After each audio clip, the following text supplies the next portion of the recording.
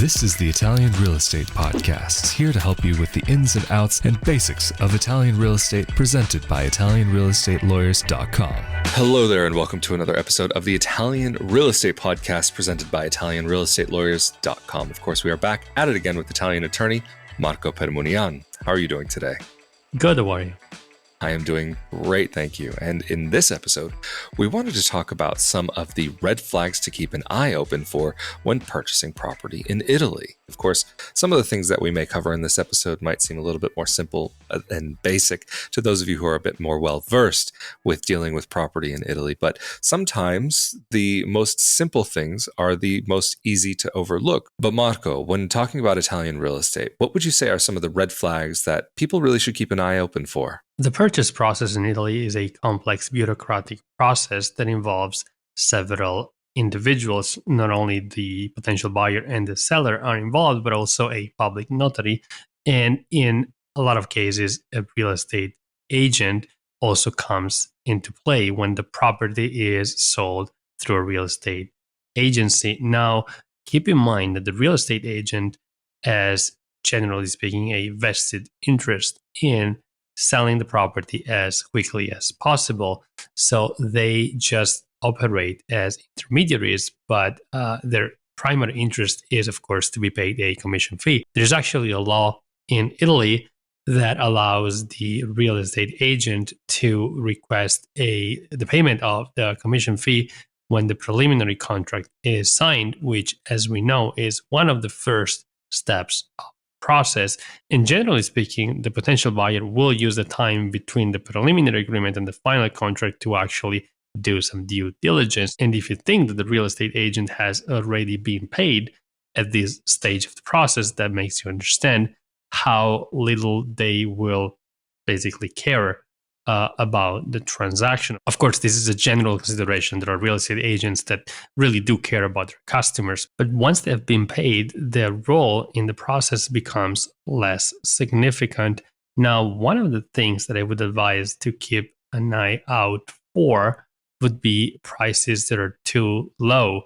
In fact, there could be discrepancies between the floor plan and the actual status of the property, which the seller could be trying to hide. More specifically, a property is acquired through a contract that is countersigned by a public notary. However, the public notary, of course, has not seen the property, and they also take care of, verifying that the documents are in order, but the notary doesn't ever see the property, generally speaking, in a real estate transaction. So if the seller is trying to hide deformities or discrepancies between the floor map that is filed with the cadastral offices and the actual status of the property, that could be a major problem, a problem that the notary would probably not realize. So in these cases, real estate agents could also not be aware of these things or not being interested in paying too much attention to these details. So having a lawyer by your side is generally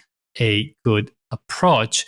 Now, the property by law can be sold and acquired by the seller, even if there are discrepancies between the floor map that is filed with Italian public offices and the actual status of the property. However, it's the responsibility of the new owner to fix those problems once the property has been acquired. Of course, you could sue your seller for damages, but in some cases, good luck recovering the money. So I think it's much, much easier to hire a lawyer and make sure that the documents are in order, especially when buying a property of a certain value. Now, let me give you just a few examples of what could happen in a normal transaction.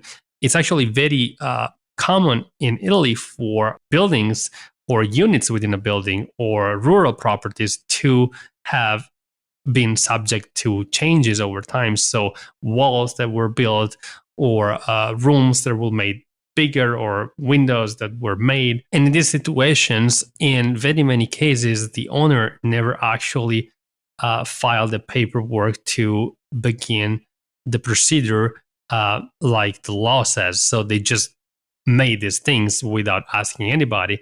Of course, it would be their responsibility to fix the paperwork before the property can be sold. So file with the cadastral offices applications to request modifications to the floor maps, but that's not always the case. So it could happen that a property is sold, but these applications to request modifications to the floor maps were never filed. So once again, using a lawyer can avoid these kind of issues and can allow you to do more extensive due diligence. So in short, be careful and be on the lookout for these kind of things when you're buying properties, especially when the price looks too low. Very interesting. And so, Marco, what happens if you in fact find out that you are purchasing a property or you have already purchased a property that has had unauthorized renovation or construction done to it? When you purchase a property and unauthorized constructions or renovations were done, meaning works were carried out without actually asking for building permits, then it's the responsibility of the new owner to rectify those situations, meaning the unauthorized works need to be, in some cases, destroyed, or when possible, the owner has to retroactively register the changes with the municipality. And that, of course, comes with the obligation of paying fines, sometimes hefty fines. Wow, what a process to have to go through. But Marco, what about rentals? I know there are also a lot of red flags to keep your eyes open for when it actually comes to that aspect of dealing with Italian real estate, and maybe even many more that are quite common that you can find. My first recommendation would be to request to see the property if at all possible. And whenever the real estate agent or owner is not willing to show you the property on site, then I'd become suspicious.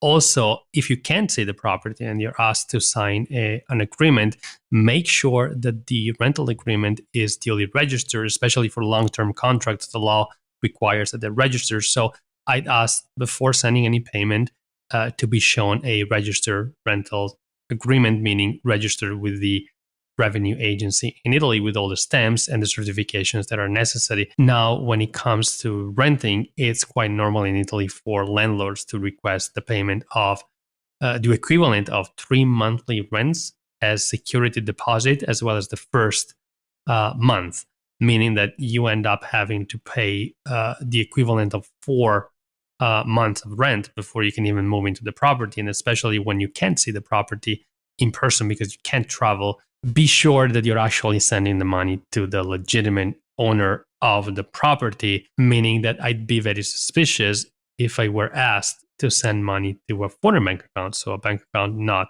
located in Italy, or an online bank account. Most Italians have bank accounts with major banks or some online major banks, but I'd be very suspicious if I were asked to send money, for example, to a prepaid card. That would be very uncommon and unheard of. So whenever you're not sending money to an Italian IBAN, so an Italian bank account with an IBAN number, I'd start asking questions, or I'd probably hire a lawyer to represent me, especially if I'm renting from distance. So, Marco, I just have to ask, because you mentioned about prepaid cards and you mentioned about IBANs, but in Italy, it is also possible for an individual to have a prepaid card that has an IBAN, a banking number attached to it. So what would you think in that case if you saw somehow that the IBAN that you're sending to isn't maybe a normal bank account? So to clarify, having money sent to a prepaid card with an IBAN attached to it is completely legal. I'd just be very surprised if the landlord only had a prepaid card, meaning the landlord will necessarily have some expenses connected to just owning the apartment or the property. For example, repair works or paying taxes, or even paying utilities when the property is not rented to somebody or when the property was purchased. So all of these things, paying taxes, paying utilities, paying for repair works, are nearly impossible to do if you only have a prepaid bank card, even if it has an IBAN attached to it. So the 99% of the landlords in Italy will have bank accounts at regular banks because that allows them to take care of the regular expenses in connection to their property. So while it's legal to request that a payment for the rent or the security deposit is sent to a prepaid card, I'd say it's generally not the norm. So I'd be very cautious. That's absolutely fascinating. And maybe just as a slight clarification for those who might be watching, in Italy, you have prepaid cards like a debit card or even a gift card, but you also have a type of prepaid debit card that does have a bank account number attached to it, and that's how you could potentially fill it, or maybe even some people might receive like a salary to that number. But that's just one thing that in Italy, having a bank account number doesn't mean you necessarily have a bank account. And even, for example, if you do decide to get one of those prepaid cards that has an IBAN attached to it, because in some cases actually could be beneficial to an individual if they want to pay for things online and not have it directly attached to their actual bank account, or directly like a debit direct from their account. It could be interesting to look at those. But like Marco was saying, it's unlikely that a property owner would request their payments to be made to that address at an account that's not an actual proper account, because even say, for example, if you're wanting to pay for certain bills and have a direct debit, some prepaid cards may not actually allow you to have payments made through a direct debit via a bank transfer from the card. You would have to have like an actual proper like checking account. And so before we round out this episode, are there any final red flags that you would say are worth keeping an eye open for? I'd say for people who are buying a property on paper, so a property that has not been built yet, they need to use extra cautions. You hear in the news a lot of stories about builders that go bankrupt. So they do not have the funds to finish the properties that are supposed to build, especially when it comes to, big buildings with several units. They collect payments, advance payments from all of the potential property owners, but then they don't have the ability, sometimes even intentionally, to finish the property and to build the property. So when the property is not there yet and needs to be built, the interested buyer needs to use extra caution. And my advice is to always pay in installments, which is possible. It's allowed by the law when it's a property that needs to be built. So if you're asked to pay all up front for a property, maybe in an exclusive location, so the reason why they want the money up front is that the location is exclusive. So I would not trust a builder that requires the whole payment up front for a property that needs to be built. The common practice is to request payments in installments. So as the property gets built in phases, in stages, then you pay in installments. But I would not trust a builder that requires that the property is paid for upfront before it gets built. Wow, Marco, this is really, really been quite an enlightening episode to understand how things work in Italy. And of course, if anybody is needing help to get their property in Italy, whether they want to purchase or rent in Italy, how can they get in contact with you and your team? People can contact us through our website, italianrealestatelawyers.com, or give us a call. Our number is on the website. Absolutely fantastic. And of course, if you're interested in more about purchasing property in Italy, renting property in Italy, and where to do so, be sure that you're subscribed to this YouTube channel, as well as the audio-only podcast. But of course, if you're subscribed to the YouTube channel, then that means you're also automatically subscribed to the Italian Citizenship Podcast, where Marco and I collaborate and talk a little bit more about making Italy your home from a legal perspective. Or if you're interested in more about life abroad and living abroad from the perspective of a dual citizen expat, you can check out my own project on youtube.com/Rafael Di Furia, or you can search for Not Your Average Globetrotter on YouTube or your favorite podcasting platform of choice. But Mr. Marco Permunian, thank you so much for making yourself available for this episode of the Italian Real Estate Podcast, presented by Italian Real Estate Lawyers.com. Of course, I'm Rafael Di Furia.